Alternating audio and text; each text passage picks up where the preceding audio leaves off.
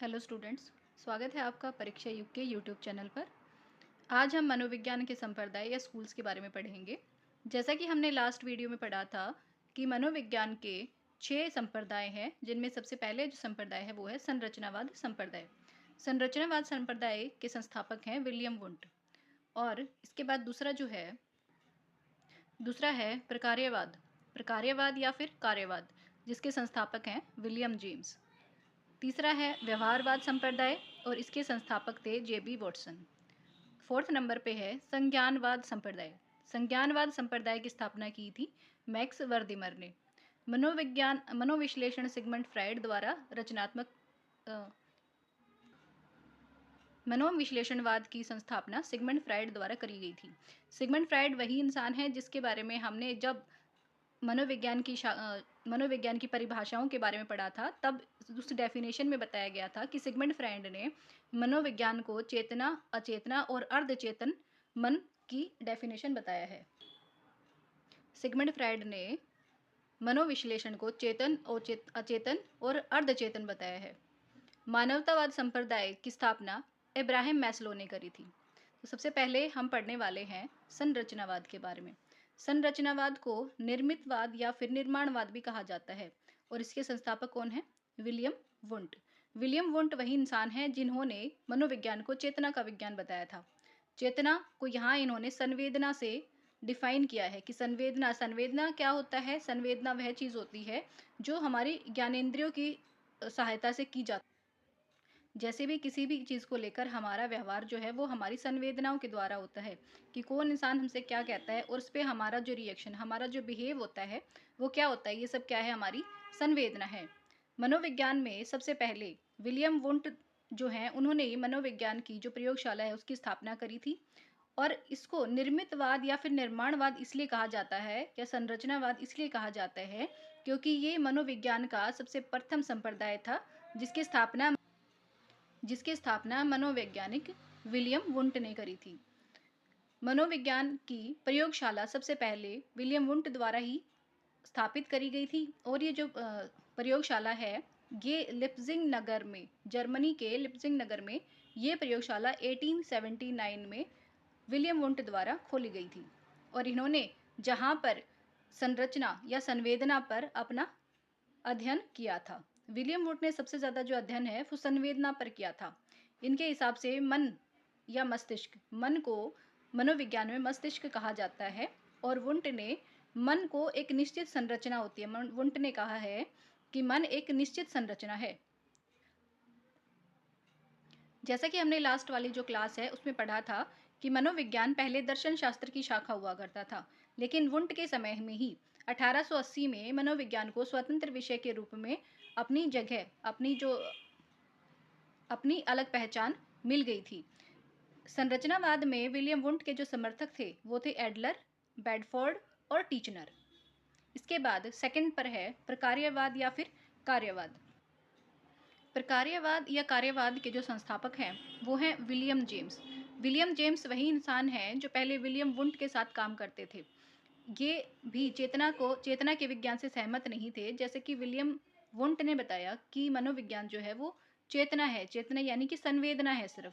तो William Wundt ने इसमें थोड़ा सा फेरबदल करते हुए, मतलब कि इन्होंने कहा कि ये सिर्फ संवेदना या चेतना नहीं है, बल्कि हमें सिर्फ चेतना या संवेदना के ऊपर काम नहीं करना चाहिए, हमें चेतना के कार्यों पर अध्ययन करना चाहिए कि हमारी चेतना से होने वाले कार्यों के प्रभावों को समझने पर बल दिया जाना चाहिए। विलियम जेम्स ने मनोविज्ञान को चेतना का विज्ञान माना है और इस प्रकार्यवाद या कार्यवाद को आगे बढ़ाने के लिए इनके जो समर्थक थे वो थे जॉन डीवी, थॉर्नडाइक, कैटल और वुडवर्थ। ये सब क्या थे? प्रकार्य। अब संरचनावाद और प्रकार्यवाद के बीच जो द्वंद्व चल रहा था उसके चलते एक और तीसरे वाद का जन्म हुआ जिसका नाम था व्यवहारवाद। व्यवहारवाद जो संप्रदाय है वो उसकी जो स्थापना है वो प्रकार्यवाद और संरचनावाद के आपसी द्वंद्व के, कौन सा द्वंद्व था इनके बीच? कि मनोविज्ञान जो है वो चेतना का विज्ञान है या फिर संवेदना का विज्ञान है। तो इन सब के चलते ही व्यवहारवाद का जन्म हुआ और व्यवहारवाद के जो समर्थक थे वो थे बी एफ स्किनर, पेवलोव, हल और मैकडूगल। इनके अनुसार मनोविज्ञान क्या है, हमारे व्यवहार के ऊपर निर्भर करता है। हमारा व्यवहार जो है वो हमारे वातावरण के अनुसार होता है और उसी पर हमारा जो व्यवहार है वो निर्भर करता है। 1913 में कंबोडिया में विश्वविद्यालय में जेबी वॉटसन द्वारा व्यवहारवाद की नींव रखी गई। व्यवहारवाद जो शब्द है उसका सर्वप्रथम जो प्रयोग है वो मैकडूगल ने अपनी पुस्तक आउटलाइन ऑफ साइकोलॉजी में किया था। और व्यवहार की जो व्याख्या है वो दी थी जेबी वॉटसन ने, इसलिए व्यवहारवाद के जो संस्थापक हैं वो जेबी वॉटसन को कहा जाता है। जेबी वॉटसन ने कहा कि हमारी जो बाह्य क्रियाएं होती हैं, मतलब हमारा जो एक्सटर्नल जो बिहेवियर होता है वही क्या होता है, मनोविज्ञान है, वही क्या है, व्यवहारवाद है। सो जेबी वॉटसन के व्यवहार की जो उत्पत्ति है वो बताई है उन्होंने उद्दीपक और अनुक्रिया से, और इन सब चीज़ों में वातावरण की बहुत अहम भूमिका होती है। उनके अनुसार हमारे ऊपर वातावरण का बहुत गहरा प्रभाव पड़ता है। हम जब भी जहाँ भी जैसे भी वातावरण में रहते हैं वही हमारा व्यवहार जो है वो वैसा ही रह हो जाता है। उन्होंने कहा कि आप मुझे 1 दर्जन शिशु दे दीजिए, आप उन्हें जैसा कहोगे मैं वैसा बना दूंगा। मैं उन्हें डॉक्टर्स भी बना सकता हूँ, इंजीनियर्स भी बना सकता हूँ, और कहोगे तो मैं उन्हें चोर भी बना सकता हूँ। अगला जो है वो है संज्ञानवाद। संज्ञानवाद, समग्रवाद, गेस्टाल्टवाद संप्रदाय, और इसके जो संस्थापक हैं वो है मैक्स वर्दिमर। मैक्स वर्दिमर ने इसकी स्थापना करी थी और इसमें इसका समर्थनकर्ता जो थे वो थे कोहलर, कुटलेवन और कोफा। अंग्रेजी भाषा का शब्द है गेस्टाल्ट, जिससे कि जर्मनी भाषा का शब्द बना है गेस्टाल्टवाद।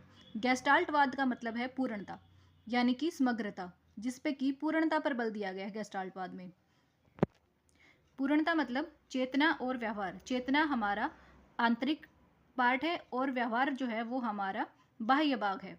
जो चेतना और व्यवहार दोनों को मिलाकर ही हम क्या होते हैं, पूर्ण होते हैं। इसमें संज्ञानवाद पर बल दिया गया है। संज्ञान का मतलब है हमारी ओवरऑल डेवलपमेंट, यानी कि हमारी बुद्धि, मन, सोच, विचारधारा सभी तरीके से हमारी डेवलपमेंट हो। इसमें समग्रवाद जो है या फिर गेस्टाल्टवाद जो है उसमें पूर्ण से अंश की ओर जाया जाता है कि पहले हमें हर एक चीज़ को के पूर्ण रूप में देखकर, किसी भी चीज़ को पूर्ण रूप से समझकर फिर उसके हर एक पार्ट पर हम ध्यान दें।